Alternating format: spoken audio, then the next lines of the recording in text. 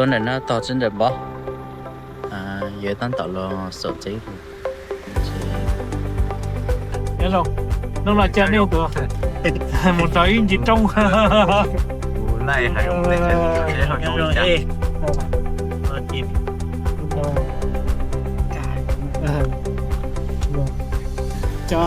cho từ cái tiền đấy mình gì trong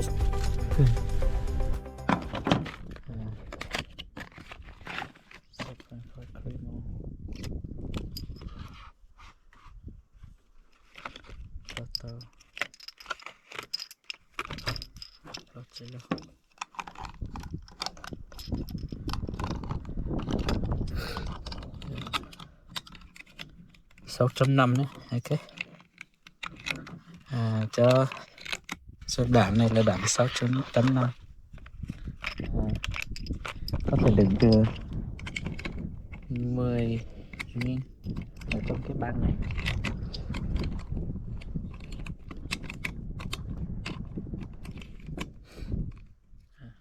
Viên bán thoải mái. Hi team, welcome back. Heading off now.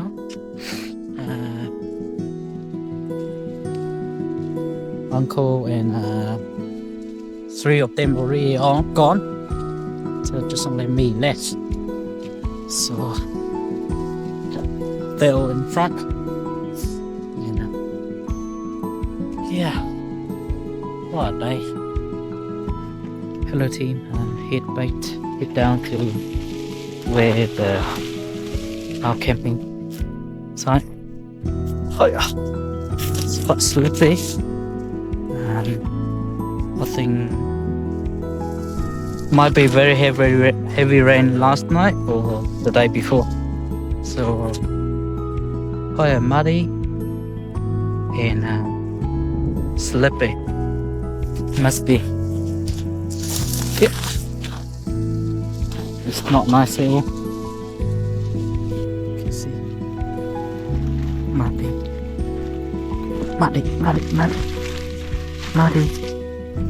slippery.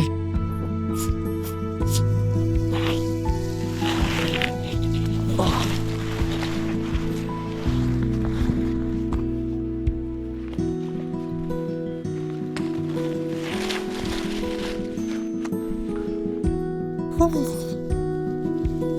Can't believe it. Có thể tiếc. Chỉ bắt ta khi nó lấy tua lấy qua cầu này, có bếp luôn.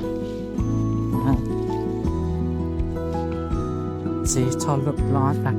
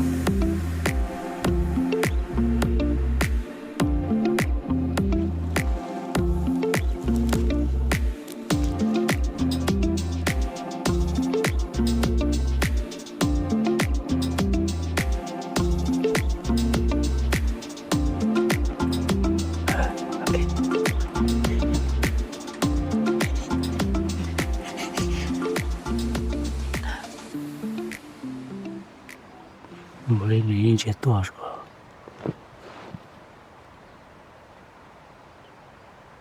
Nhỏ thế. Đó chú. Nhé cái. Ini nó lý chết tua. Đấy. Bây giờ, nó lý chết tua đấy.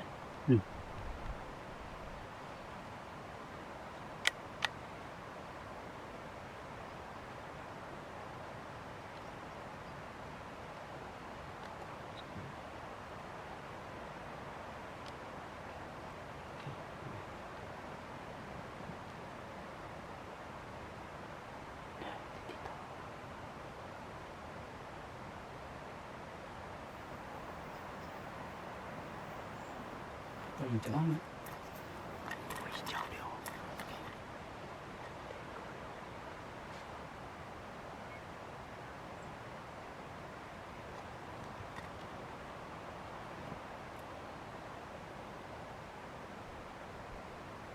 thì tôi tán nó này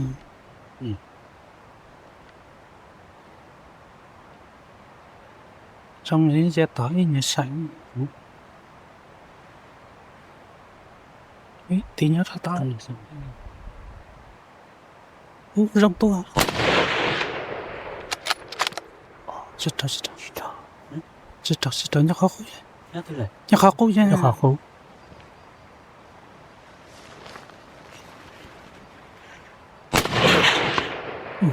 ôi dồi, đi lùa của hậu. Sao đấy? Rồi. Sao bằng? Cái kia lùa hậu. Có thể chúng nó lụi thải. Rồi khá nọ, rồi block kiểu khó. Tiếp block hậu nữa. Block kiểu khó nọ. Lên đo này. Lên tàu hậu Đo nữa. kiểu hậu nọ. Lên đo hậu này. Đo kiểu tổ nọ. Tờ tuổi.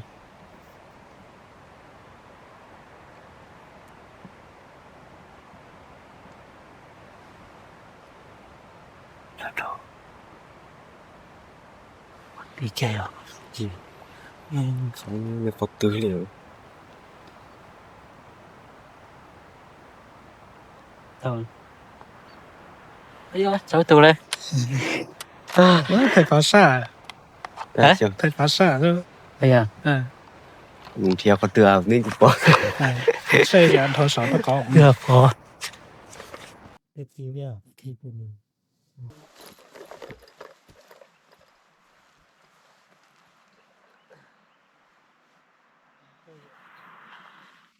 Mình trên cái phòng về cái điểm một đó để nhỏ thì tình này không. Mày thích thằng đó được đấy không? Tôi chính thảo con này đấy. Nó hơi. Nó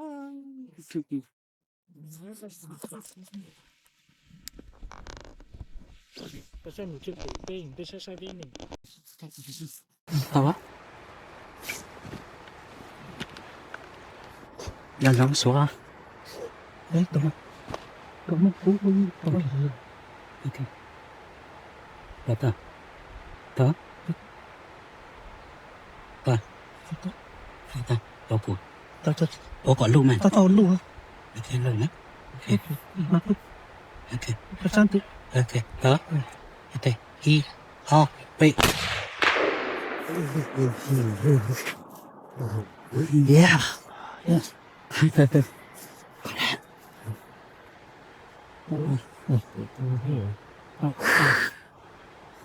Ây ơi.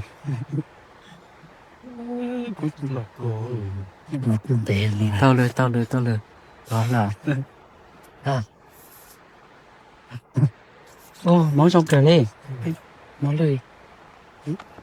Gì còn gì cũng. Dạ. Giờ thì chỉ bỏ giang bỏ. Hả? Giang bỏ đó. Bỏ lên đây. Ơi, do. Anh một tí. Hả? Là lúc sau. Tôi sẽ tao nó nghĩ trời. Đây à. Một tí. Mới to từ lẽ. Tới giờ lẽ. Xe mệt bật. Chắc con thỉnh chỉ tụi đi. Dễ rồi. Tàu nữa. Yeah. Bây giờ tao lên nọ không nữa. Thank you. Thank you. Yeah, we got one. Stag. Alpha. Double shot. Good camera, man. So cheap. Yeah, that is pretty awesome. Thải là bà. Hey, nãy tí luôn lá. Ok, đi coi đi. Hả? Cái tấn đây. Giờ biết qua quản trị chứ. Còn đây đó. Giờ cũ qua quản trị cho coi một chút. Ít phản đi, lông mà chứ, lông hết hả? Châu. Thế này. Ê, nhắc tập. Sang cái tờ. Ôi. Thì chó à. Sang cái tờ. Thế tôi cho tao rồi. Đó có phăng. Ok, dạ rồi.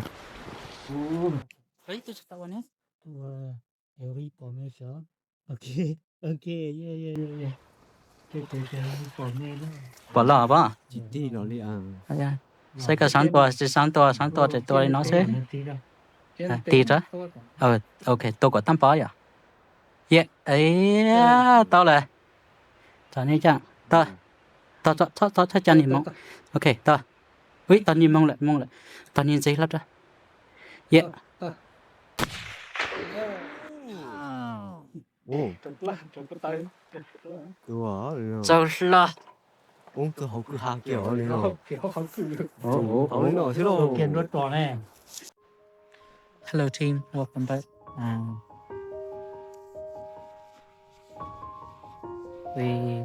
we got one goat and 2 deers so on the first night and that's pretty awesome me and Uncle Bao double team on the stag and also only I shoot by myself on the other one. We got Uncle Lin and Uncle Suo. They also try to shoot our goat.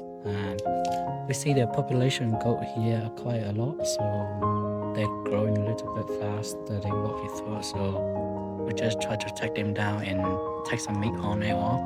So they were helping a little bit.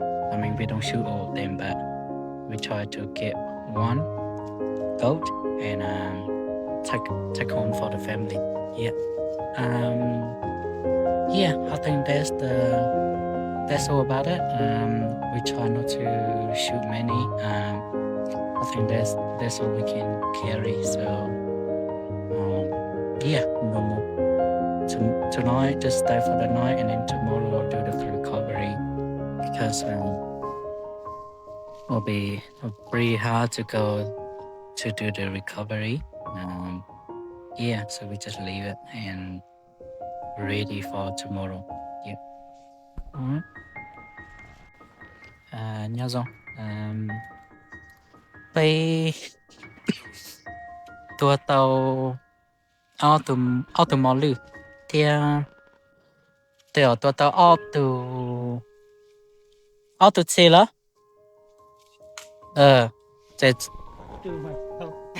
这一度就知道对边度就一度车所以当时在你三嘛对绕到auto车贴那就auto毛驴auto车这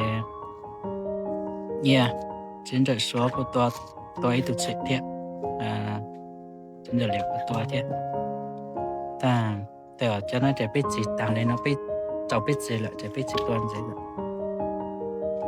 sáng thì mua bên làm to hơn là当时被老零些的lúc à thì nó bị lao lạnh tua mà nó chỉ cho bướn để nó để chỉ mông chết bị chỉ mông mua chết một lửa này mà rồi có ta sẽ chỉ bỏ cái này ít là để tôi chọn đồ lại thế thì nhỏ mà mua này yếu chọn tay hàng thì là chỉ sợ trong để mà mua tàu này thì bị chỉ một trẻ thì ta sẽ nói thế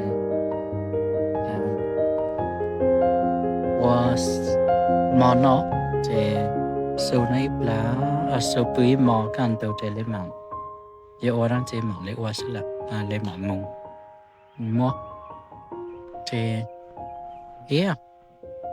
cô chưa chọn đâu thì cứ nữ chẳng lâu bé chẳng cha bé tôi tao mò lư cho rồi cái bé toàn để nó thì bé bỏ áo bé từ tí ha ta sẽ bé sẽ tôi cho con tôi cháu ấy sẽ như toàn đâu là chỉ tôi ấy sẽ tao thế mọi ý cháu nó chỉ tao tôi là lừa dạo mà tao tôi nó sẽ mà để bé chạy ra lừa dạo sẽ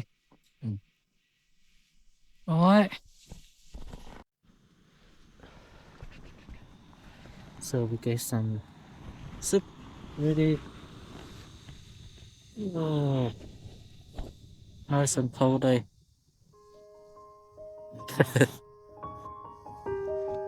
Nó chẳng có chủ để trên đâu ta nữa rồi.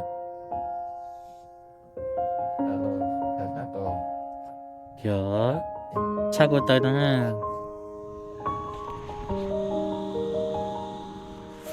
get some soup ready and then có cho đi mầm báo à chỉ có một số lâu là hậu thì có lâu xua thì có mảng gạt có một cho đi lâu đến lâu thì cầm cho chiêu thì để xong sẽ lên chiều rồi có cái gì đó bị cá nè em phò rồi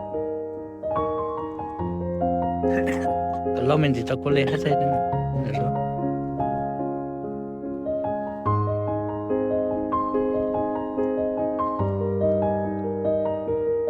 แต่เป็นมอง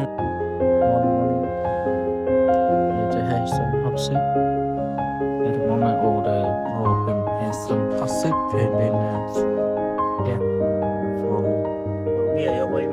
get ready and for going soon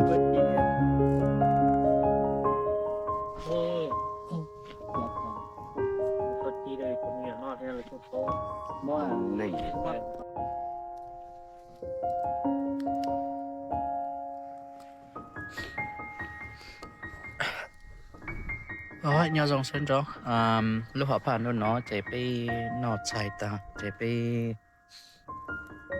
chả nó chạy ta chạy mà mất từ chạy mà lên nó mất cáiตัวvậy chạy nó từ trên mà lên nó mất cáiตัวthì mà ao từ xe đó ao từ xe ít từ ít % thì ít từ ít từ thì chỉ cho % thôi thì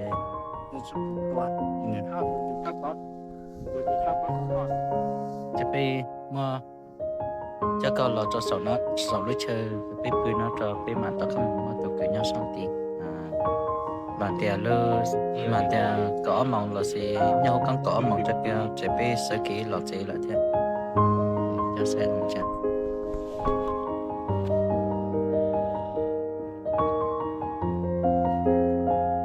ta kỹ nè đây cháu mình đi tới đây có sao nó tàu nước tôi cho cái là cho con sẽ kỹ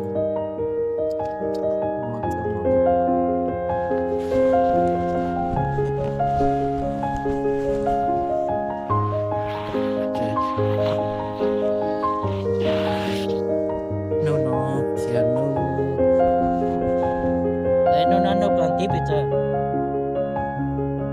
á nó đừng gặp lâu gì đi đừng gặp lâu gì đi nó đừng gặp lâu gì thằng đừng gặp gì nó chỉ tôi chua sẽ để lên trong cái tự đi giờ cô giờ có chơi long cờ thế ta chơi nó bị bỏ một lên đâu cờ lấy bọn đâu chẳng là ta kia nó tự bỏ bao nhiêu từ nhau cho sang tí cả ta để nó bị chỉตัวlại có bịตัวcháu bị gì này để chỉ tuần gì chỉตัวlà tôi chỉ tàu để chỉตัวchỉ chia lưỡi dầu vậy có lẽ hay mua rồi nó để yếu tố chỉ chia lưỡi dầu thế chỉ muaตัวต่างๆเนาะอย่างจังlưỡi dầu yếuตัวđể yếu họ chỉ bỏ nó chỉ lợi này thì bịตัวlên mua xí ít là nó mà cho nên mong rồi bây giờ thọ cái bây mong mua mình sẽ mong mua từ mỏเลยคือbâyตัวtàu nằm mỏ theo từ chỉ thì cứ cho từ chính lợi nhau trong lọt tê người tôi rồi ý tôi theo thì cứ trong xe cái người tôi bấm từ chỉ theo thì cô khó dùng cả lên thì không người tôi đấy nhau tí cho nó không đấy là chỉ sự của tôi trong cái tuần chỉ nó nhọ thì cô dùng cái tiền dọn nó lưu chạy đâu thì thì nó để như vậy lưu weekend là sẽ lưu thì nó nữa chỉ có chùa thì có chỉ lòn nào nó nhọ chỉ bay lên mạng bàn tôi thì rồi cô giống nhỏ lấy cô xa cơ thì si theo cô nhẹ thế năm giờ lấy chẳng là bị mà mồm theo xe đó lên đời xe thì bà sẽ dùng đi chẳng mà kéo đi có mà thay cho mình sao ok xin dịp rồi morning team welcome back so morning time we saw a couple goats as around 400 meter but don't want to shoot the goat but, yeah so we just had a quick look around and we saw soil pigs but didn't seem to be moving around quite a lot and under thick bush so we might just leave it yeah we just wait a little bit more just looking around hanging around a little bit in the morning and then we go from there không okay tại tớ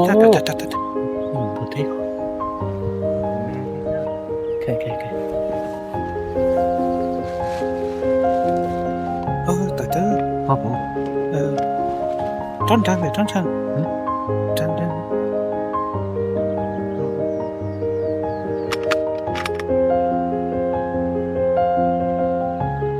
xong tốt thế okay mình cần chó chơi nó năn rồi năn lúc thì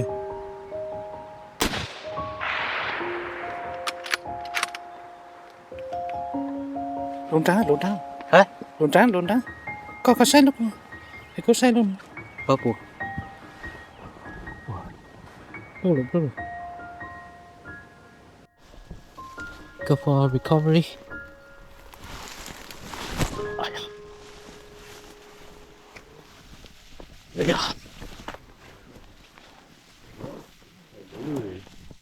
xin đỡ với sao đàn chỉ có gây có đơn hôn chỉ có tới sáu thế chứ lo rồi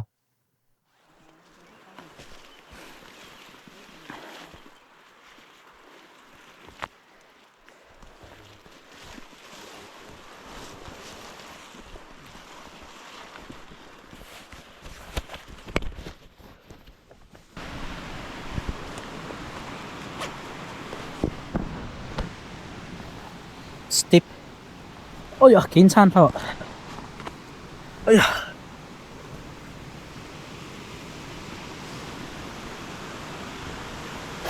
đi rồi ấy à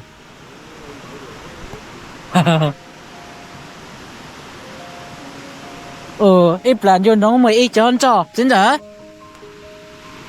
ít lần một chọn cho ít lần vô nóng khá ở tua cho dâu kỹ nè mà dâu kỹ á thì vô nóng chọn thì có cho dâu kỹ chỗ ấy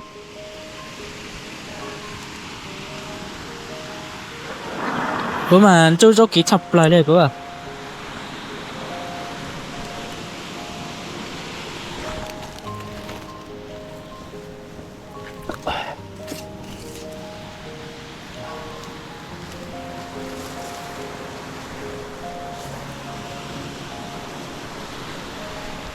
là tiền nó kiếm mỏ lì xưa hả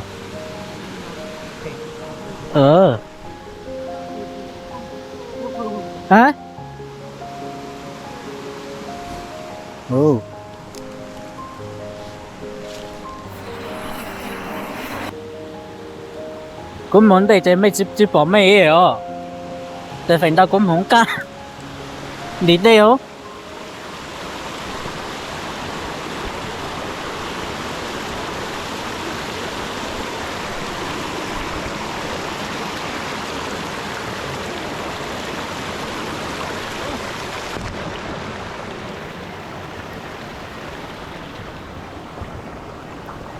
We'll get some water. nó trong thằng hả Trong pháo.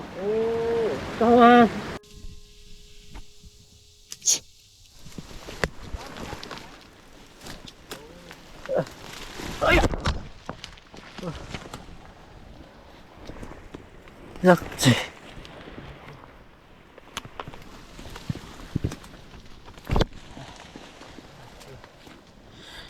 tôi chính là số tôi đây cha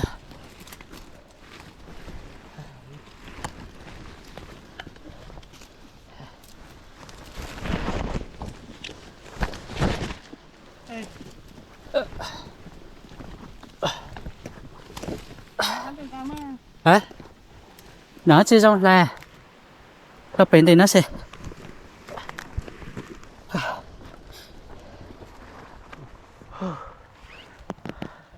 cho sầu cơ bên mặt lại sầu cơ xe ô xó rồi ấy cái bà chè lấy chỉ cho lấy cho xó tàn ha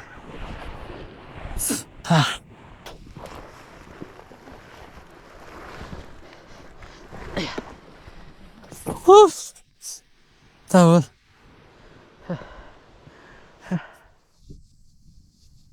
khi sản phẩm cho lúa lên thì là lâu lấy một dạ sư khô để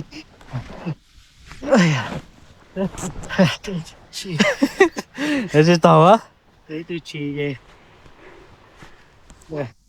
mình có sản thì từ xí xưa ấy mình chơi nhầm mò lứa mình chơi nhầm mò tê ha à à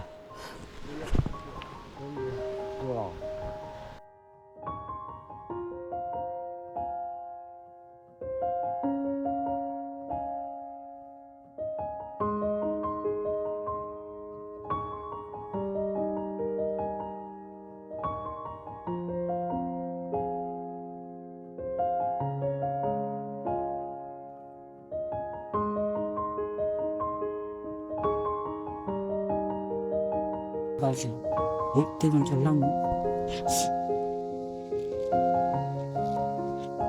chưa rồi chưa nó cái gì cái chân nó cũng to chưa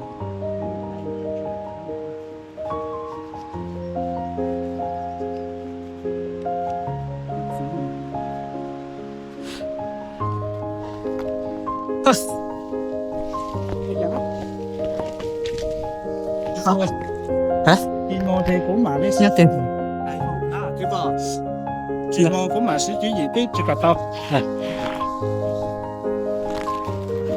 giờ em sẽ tìm một khai cả trong núi này em ngủ chưa nó mà cho tí thì có thể đi ở độ ha bây đi độ đi về sai thực gì có một vài cầm cái hả cái từ chơi cái chỉ kia rồi hả chắc là tận đấy bây giờ đó là tụi lên những chuyện nó không có gì không gì không nó chỉ lấy được ô dạ chuyện sao đâu bỏ nó cho xe nó bỏ không sao thằng đâu cũng mà phù hợp sở lấy của đó tôi tiền đến giờ bây giờ sáu cái bây giờ không mấy cái người chúa đấy một tiền thì rất khổ bây giờ đào bên nó lùi rồi đã còn thì bên nó lùi này rồi thế thì không có tài con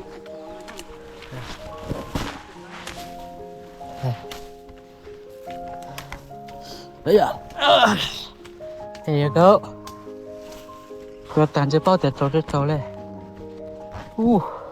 mình sinh trong cái này nó này rồi yeah big copy one here you go we find our what day pig soul in the yeah big one big puppy one yeah so after mega shot actually so that's good mega bit worry how are we gonna get this one off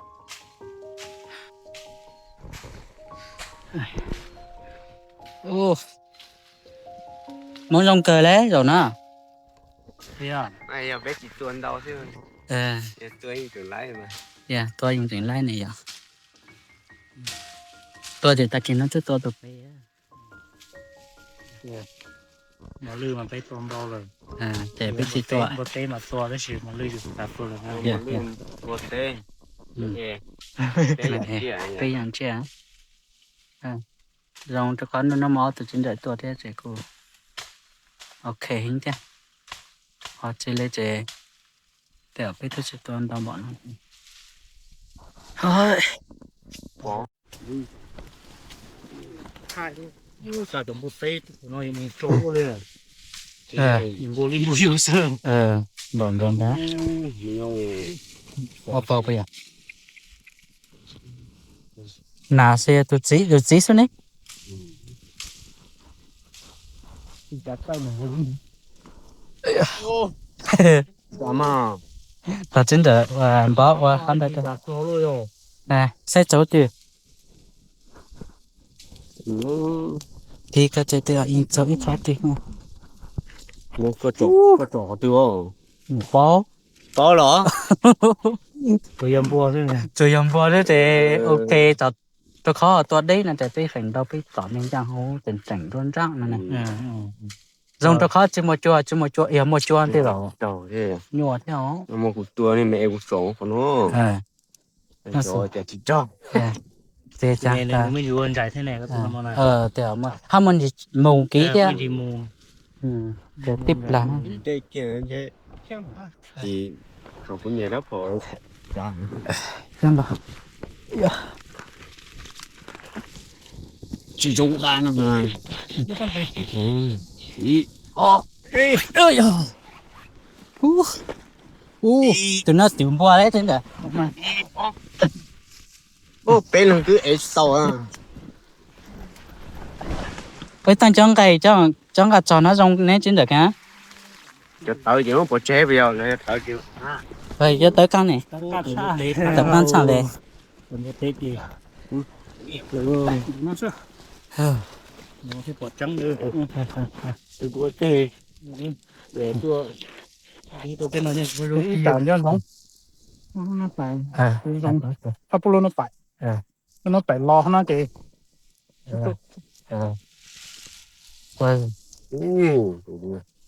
เป็นหมาจังตัวซอยเป็นหมาเท้าแต่ล้อมแกเป็นจังตัวซอยนี่แหละเป็นมาจังมันตัวซอยเป็น Thành thu hết lắm. đánh ra tới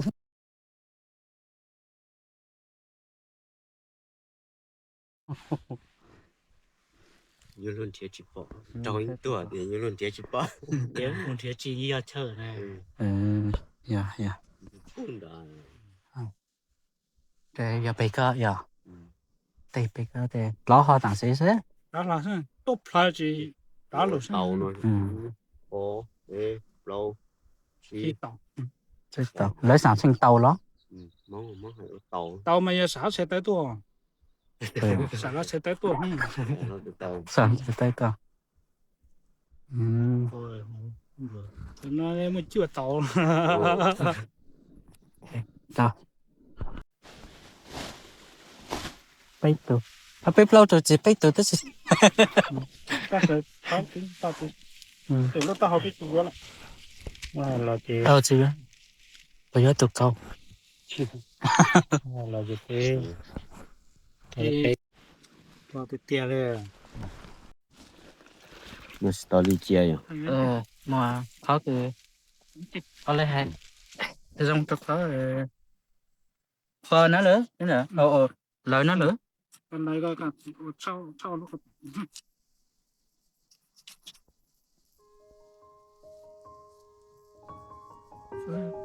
còn ra một tí chưa đi Ô, nó luôn bèo. để lâu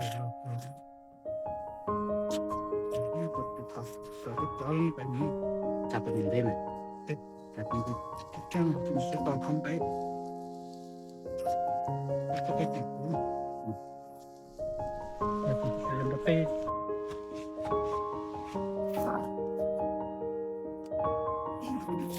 Thật luôn đấy.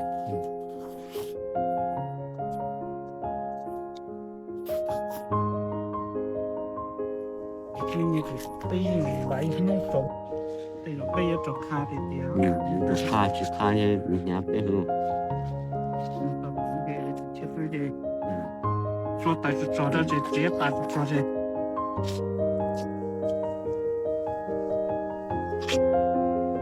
哎，我这。这里不一样。这样嘛，那服。这他的我就不好。呀，这样好吃。nó to từ biệt nữa. Có thể tao nó không. Giống như lại tao mà phái. À, cái lời tao mà phái với tao mà phái. Chúng ta xuống lên. Được chưa? Ở lại cho mà nè. Lấy thì phải tụi nó có nè. Cho nó. Nó có giờ rong cờ lên phía cho tôi tụi nó lì thế ít tụi bò tê. Tụi sẽ thế. Chứ tao sao? Hay bỏ món cha tuần cha tiểu của chim nổ này à? Đến giờ là hơi sang la cái quả. Cả. Mình sẽ lái lỗi gì ồn.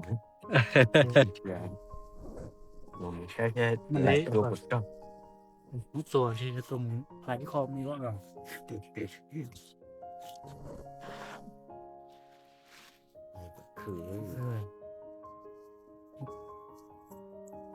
Ok.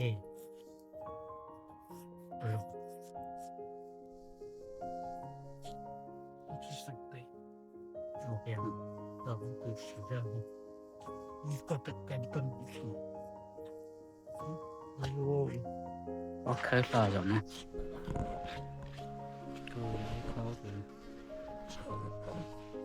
Lòng đi. Sẽ bằng em một tí. Có thể lấy của liên tay rồi. Chứ cha, muốn có một sao? Nó một sao? Hello team, just a quick update. We just butchered our pigs. So bây giờ mấy nó người ta cái nào bây của Paper gì chứ? Creative meter. So I haven't got the long range camera on, not even the GoPro on, so just like a shot. But we hit anyway, so it's good.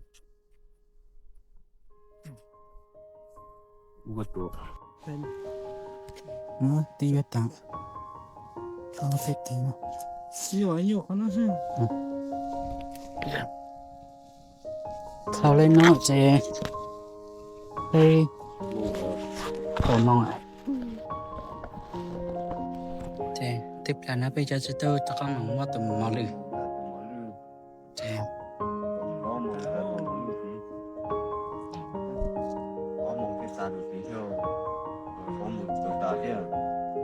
Sao đã giờ? Giá là mà ngon.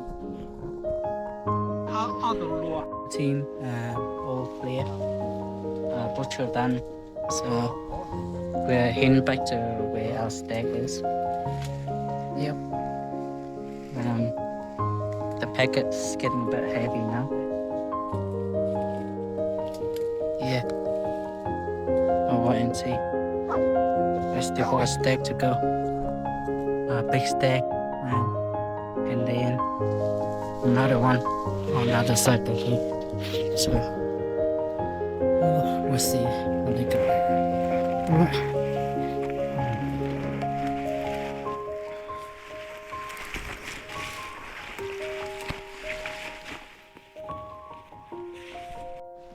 잠깐만 엄마도 말래.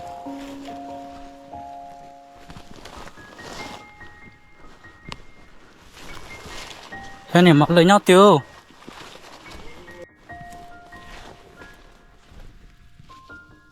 Hey ya. Hey à.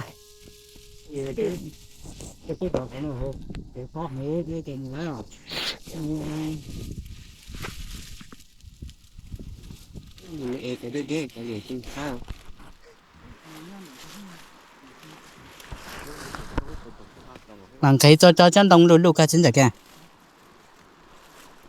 Say. Tao nè. cả món đó là hú ai quên nói đây Ủa có tiền sao? ok Ủa đi viên gì? Thế bỏ yếu cũ. chỉ quá Đi yếu thì phải nó. biết phải kêu là nó có chế Có thể đó thôi mình. Có thể mình nữa. nhớ một khối vậy tôi sáng thấyด้วย Đấy cái mà. Cái chỗ đó hít thở. dạ thấy trong thế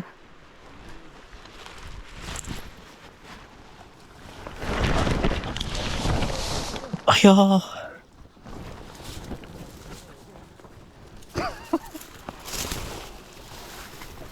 yo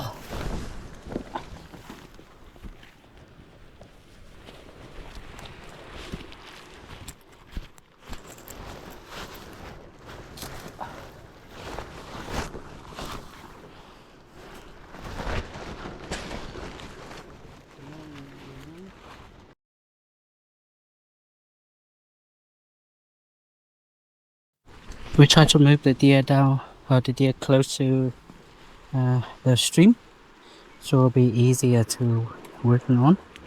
Because over here is too steep. Yeah.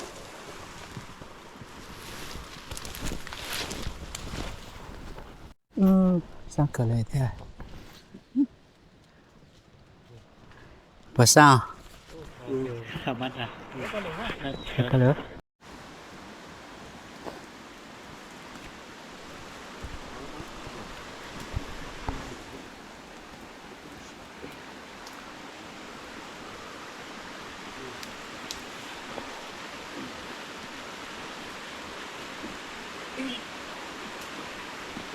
Không có kéo, không có kéo.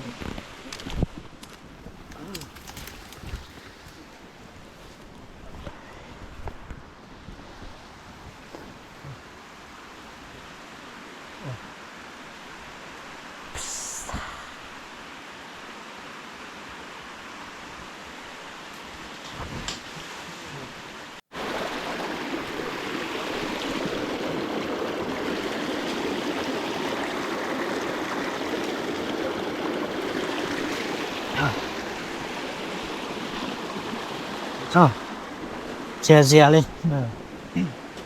Bữa tây này rắc hà thả tiền được nhiều hà được to ngày bữa tây để kiểu cái nặng vẫn nó nhung đội cha chị kia gì Bây giờ có mong lâu cho gì chăng? nó đi nó mất chóng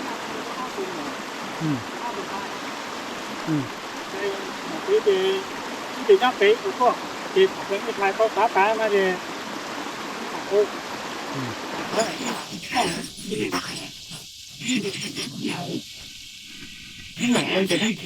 Ok. cậu cho vậy ta rồi Đến bằng khả mù. Cầm mong thế nhỉ?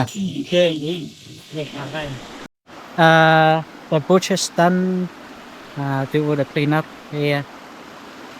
Yeah.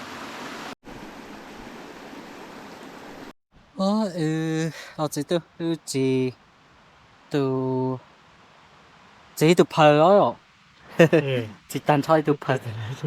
Chỉ tan cho từ phở mà lì. Yo, chỉ là hắn là cho về sau cái nằm ở bên bờ này nhở. Để xem. Nhang cờ theo mà nhà cho cái lô lệ cũng được.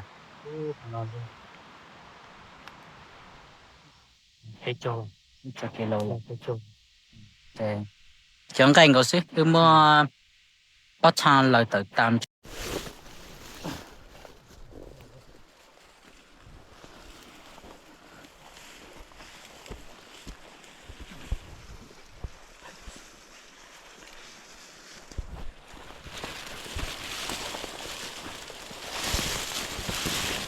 đi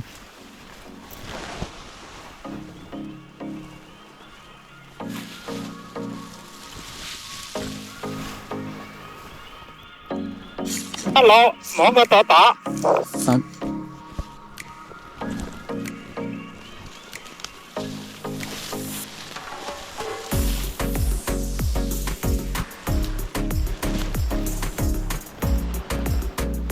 Done that?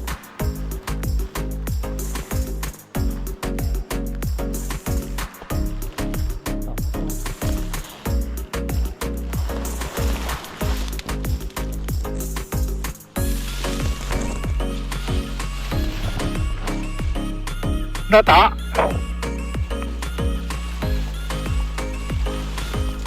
món cái đỡ tỏ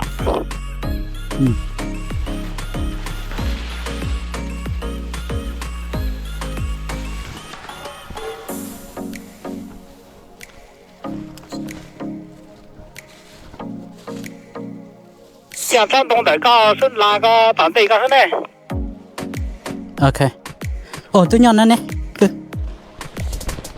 bỏ lại ok biết bỏ lại nhon nó xem hả bỏ lại ở dưới vô à mọi người lanตั้งสิcho mẹ tụi nó mẹ Chỉ nhưng mà lên la thì sáng rồi cái gì đâu để chơi dâu nè từ tụi mẹ xem是来印到谁啊？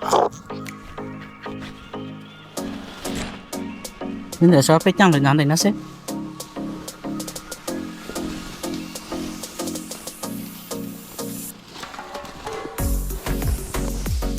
quan trọng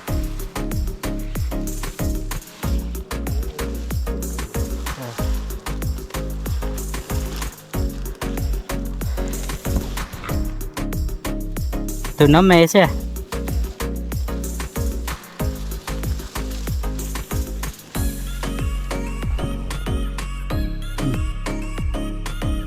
mẹ ta sẽ mọi người là giờ nhua thế À, vừa kia bao chị ha, tụi chú kia con lô ập lại sao?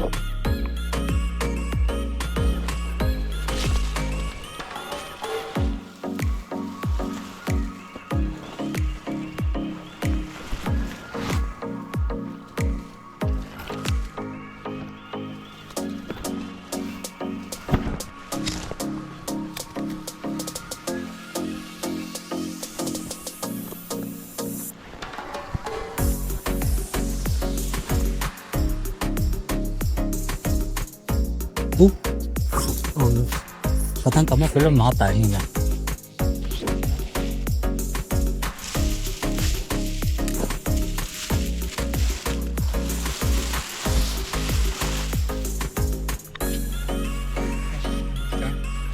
à, quý cái trang số bó trang với nhau gì mà trong tập tiêu trang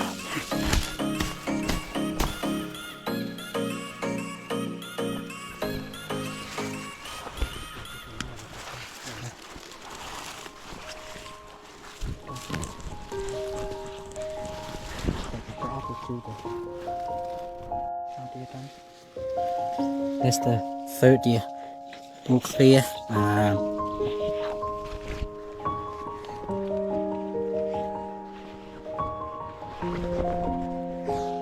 Back set. Two back. Two front. Two back legs. And two front legs. And yeah.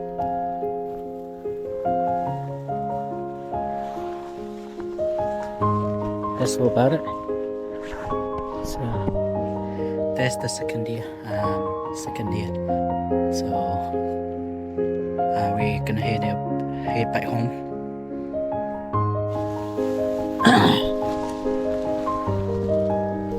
Sẽ đi mà tàu đi mà bây giờ mình thì ở phải tăng lại. Để bây tăng tàu đi nó sẽ sắp trong. Chính là xóa cái cục. Nơi cho ông tao nơi nhà tôi đây tao đi ô bây giờ tên xài à giờ tao mất cột một cái nữa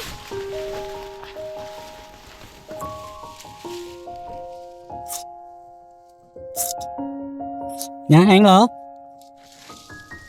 ôi giờ bao nhiêu chơi cha tụi nó mê xe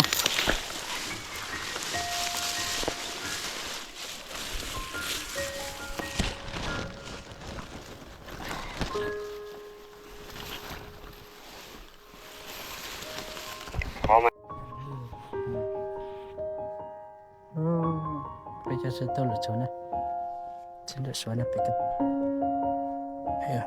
sáng cờ lấy thế có lấy trà sữa tí cho nó mà còn giống này Xa được tiền liền. sao vậy ta sẽ mai lao tao ni sẽ tin đâu cha vậy mà bảo gì cân rồi đấy có yến cay gì cho khó yến cay chứ Dạ, cái phần yến cay chứ chứ khẩn nó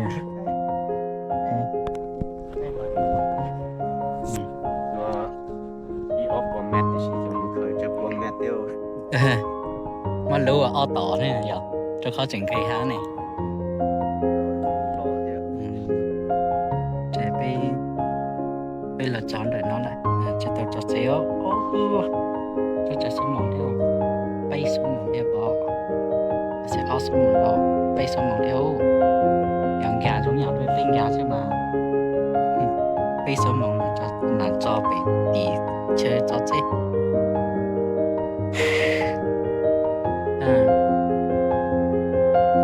ở đây nó luôn nó sẽ số mà tan tỏ giống chỉ hình á ta sẽ chán được thôi cô thì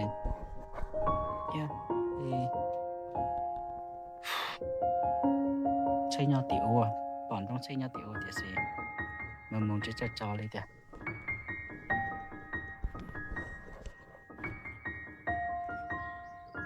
ê lành in ra mọi nhà bị chơi kê Cú đi theo cậu chứ cú đi. 1 kilo nó nhang bông chỗ cậu kilo cho tao nhỏ cho phú bây giờ thì Nó thì đâu đi hồ con cho tao mà sao nên có kilo thế cả in con nó tôi sợ này không mà là trong pot vậy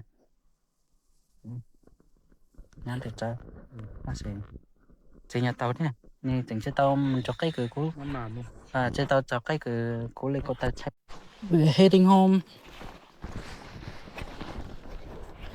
well, lucky trip today 2 days and 1 pig yeah for a heavy packet heavy packet but yeah best awesome try our best go fast as we can before dark but seems like take a long time to get up the hill very steep hill very well so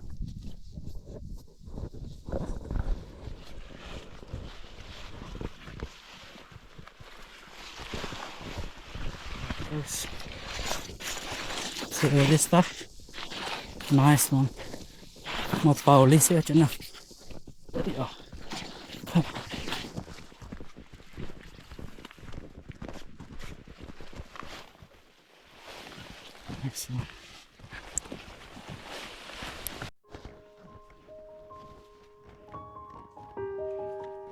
lần tôi lấy tôi có một luôn á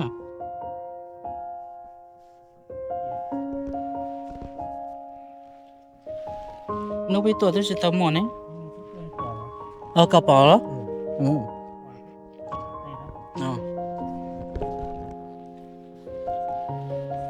hey team hungry and yeah very tired steep hill crazy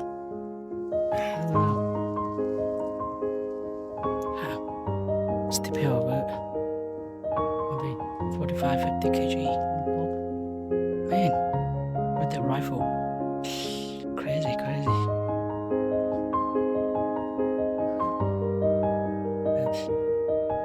it's fun but it's also tired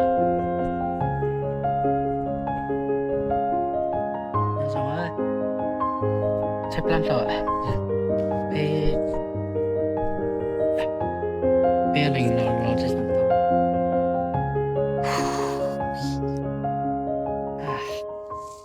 thật sinh nhiều lò xí giờ so chờ rồi sao chơi sao chỉ chờ rồi chính cần thêm ôi tiếp cả thì bên gì mình cho sọt bông vậy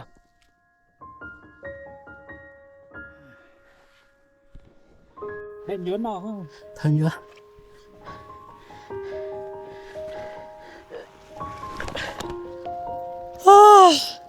chụp là hỏi luôn xấu hổ trong đi lúc tìm mẹ ra lúc tìm sử nhiều lại lấy tiền lên nó xem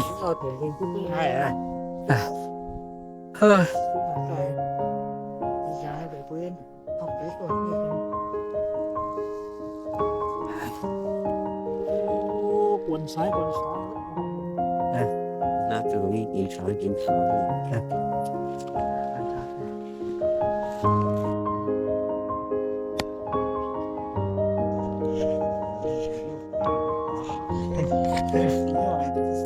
rồi nữa có chị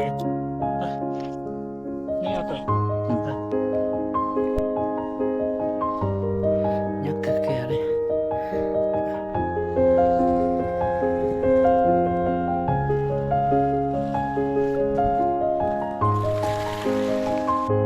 có anh đi tàu lên chọn đi ha đi thì hay lắm ô xe ina nó lại bung có ơi giờ tiếp bằng cái gan chọc cái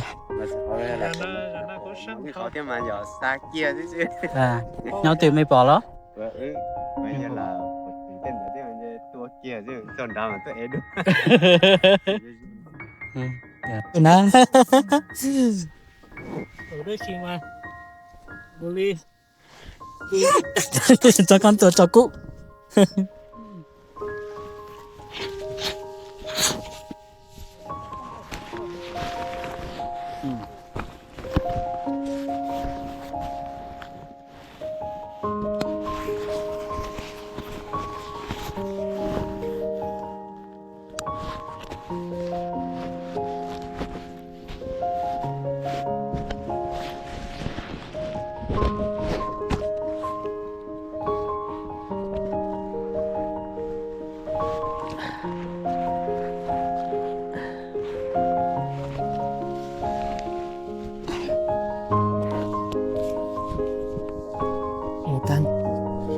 going home to my ankle.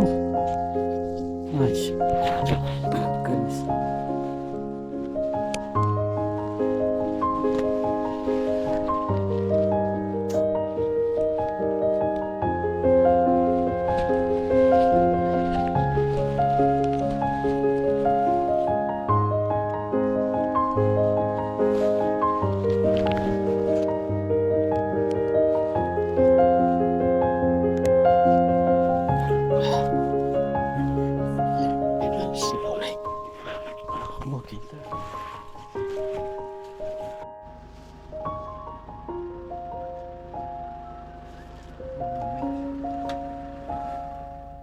Some picnic. Okay.